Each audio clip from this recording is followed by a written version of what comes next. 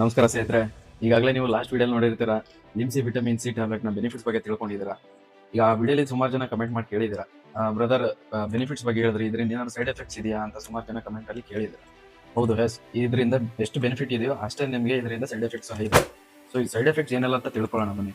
ಅದಕ್ಕಿಂತ ಮುಂಚೆ ನಮ್ಮ ಪೇಜ್ನ ಯಾರೆಲ್ಲ ಫಸ್ಟ್ ಟೈಮ್ ನೋಡ್ತಿದ್ದೀರಾ, ಒಂದು ಲೈಕ್ ಒಂದು ಫಾಲೋ ಮಾಡಿ. ಮೊದಲನೇದಾಗಿ ನಾವು ಈ ಟ್ಯಾಬ್ಲೆಟ್ನ ಕಾಮನ್ ಸೈಡ್ ಎಫೆಕ್ಟ್ಸ್ ಬಗ್ಗೆ ತಿಳ್ಕೊಳ್ಳೋಣ. ಕಾಮನ್ ಸೈಡ್ ಎಫೆಕ್ಟ್ಸ್ ಏನೆಲ್ಲ ಆಗುತ್ತೆ ಈ ಟ್ಯಾಬ್ಲೆಟ್ ಕಾಮನ್ ಆಗಿ ಜಸ್ಟ್ ಜನರಲ್ ಆಗಿ ತಿಳ್ಕೊಳ್ಳೋಣ. ಕೆಲವರಿಗೆ ಈ ಟ್ಯಾಬ್ಲೆಟ್ನ ತಗೊಳ್ಳೋದ್ರಿಂದ ಕೆಲವು ಸರಿ ಹೊಟ್ಟೆ ನೋವು ಸಹ ಆಗ್ಬೋದು. ಕೆಲವರಿಗೆ ಹೊಟ್ಟೆ ನೋವು ಜೊತೆ ವಾಮಿಟಿಂಗ್ ಆಗ್ಬೋದು, ಅಥವಾ ಗಂಟಲಲ್ಲಿ ಕೆಲವು ಸರಿ ಉರಿ ಫೀಲ್ ಆಗ್ಬೋದು, ಅಥವಾ ಕೆಲವರಿಗೆ ಎದೆಯಲ್ಲಿ ಎದೆ ಉರಿ ಫೀಲ್ ಆಗ್ಬೋದು.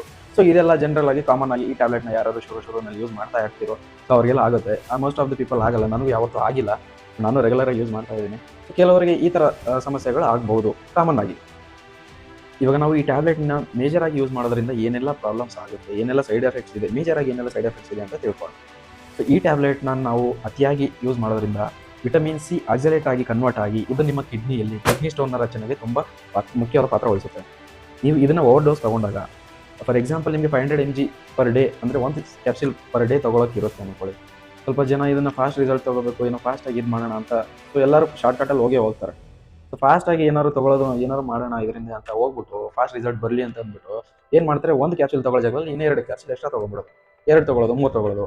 ಸೊ ಈ ಥರ ಮಾಡೋದ್ರಿಂದ ಏನಾಗುತ್ತೆ, ಲಾಂಗ್ ಟೈಮ್ ಯೂಸ್ ಮಾಡ್ತೀರಾ ನೀವು, ಅಂದರೆ ದೀರ್ಘಕಾಲಿಕ ಬಳಕೆ ಮಾಡೋದ್ರಿಂದ ಸೊ ಕ್ರಮೇಣ ಇದೇನು ಮಾಡುತ್ತೆ ಅಂದರೆ ನಿಮ್ಮ ಕಿಡ್ನಿ ಸ್ಟೋನ್ನ ರಚನೆಗೆ ತುಂಬ ಮುಖ್ಯವಾದ ಪಾತ್ರ ವಹಿಸುತ್ತೆ. ಎರಡನೇದಾಗಿ ನಾವು ಈ ಟ್ಯಾಬ್ಲೆಟ್ನ ಸೈಡ್ ಎಫೆಕ್ಟ್ ನೋಡೋದಾದ್ರೆ ಐರನ್ ಅಬ್ಸರ್ಪ್ಷನ್. ಈಗಾಗಲೇ ಲಾಸ್ಟ್ ವಿಡಿಯೋ ನೋಡಿರ್ತೀರ, ಈ ಟ್ಯಾಬ್ಲೆಟ್ ಐರನ್ ಅಬ್ಸರ್ಪ್ಷನಲ್ಲಿ ಮುಖ್ಯ ಪಾತ್ರ ವಹಿಸುತ್ತೆ. ಅಂದರೆ ಐರನ್ ಅಬ್ಸರ್ಪ್ಷನ್ ಮಾಡೋಕ್ಕೆ ತುಂಬ ಹೆಲ್ಪ್ ಮಾಡುತ್ತೆ. It helps to improve your iron absorption.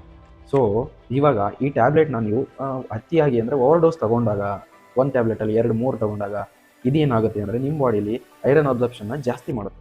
Automatic ನಿಮ್ಮ ಬಾಡಿ ಯಾವಾಗ ನಾರ್ಮಲ್ಗಿಂತ ಐರನ್ ಅಬ್ಸರ್ಪ್ಷನ್ನ ಜಾಸ್ತಿ ಮಾಡೋಕ್ಕೆ ಶುರು ಮಾಡುತ್ತೋ ಆವಾಗ ನಿಮ್ಮ ಬಾಡಿಲಿ ಸುಮಾರು ಆರೋಗ್ಯ ಮೇಲೆ ಪರಿಣಾಮ ಬೀರುತ್ತೆ. ಸುಮಾರು ಚೇಂಜಸ್, ಹೆಲ್ತ್ ಇಶ್ಯೂಸ್ ಆಗುತ್ತೆ. ಸೊ ಐರನ್ ಅಬ್ಸರ್ಪ್ಷನ್ ತುಂಬ ಜಾಸ್ತಿ ಮಾಡುತ್ತೆ. ಸೊ ಲಿಮಿಟೆಡ್ ಆಗಿ ಯೂಸ್ ಮಾಡಿ. ಸೊ ಮೂರನೇ ಪಾಯಿಂಟ್ ನೋಡೋದಾದರೆ ಈ ಟ್ಯಾಬ್ಲೆಟಿಂದ ಏನೆಲ್ಲ ಸೈಡ್ ಎಫೆಕ್ಟ್ಸ್ ಇದೆ ಅಂತ. ಈ ಟ್ಯಾಬ್ಲೆಟ್ನಿಂದ G6PD ಸಮಸ್ಯೆಗಳು ಬರ್ತವೆ. G6PD ಸಮಸ್ಯೆಗಳು ಅಂದರೆ ಏನು ಅಂತ ನೋಡೋದಾದರೆ, ನಮ್ಮ ದೇಹದಲ್ಲಿನ ಕೆಂಪು ರಕ್ತ ಕಣಗಳು, ರೆಡ್ ಬ್ಲಡ್ ಸೆಲ್ಸ್ ಏನಿರುತ್ತೋ ರೆಡ್ ಬ್ಲಡ್ ಸೆಲ್ಸ್ನ ಡ್ಯಾಮೇಜ್ ಮಾಡುತ್ತೆ.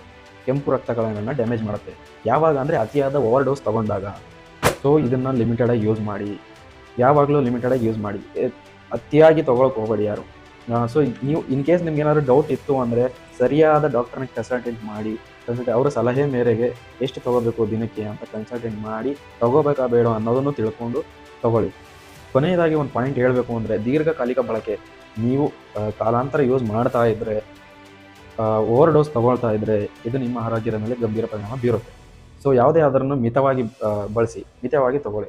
ನೀವು ಈಗಾಗಲೇ ಕೇಳಿರ್ತೀರ, ಅತಿ ಆದರೆ ಅಮೃತನೂ ವಿಷ ಅಂತೆ. ಆ ಥರನೇ ಎಷ್ಟು ತೊಗೋಬೇಕು ಅಷ್ಟೇ ತೊಗೊಳ್ಳಿ. ಇನ್ನೂ ಏನಾದರೂ ಡೌಟ್ಸ್ ಇದ್ದರೆ ಕಮೆಂಟಲ್ಲಿ ಕಮೆಂಟ್ ಮಾಡಿ ಕೇಳಿ.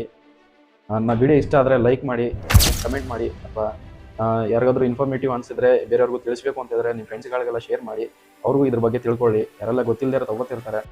ಸೊ ಇದೇ ರೀತಿ ಬೇರೆ ವಿಡಿಯೋಗಳಿಗೆ ನಮ್ಮ ಪೇಜ್ನ ಫಾಲೋ ಮಾಡಿ. ಜೈ ಹಿಂದ್.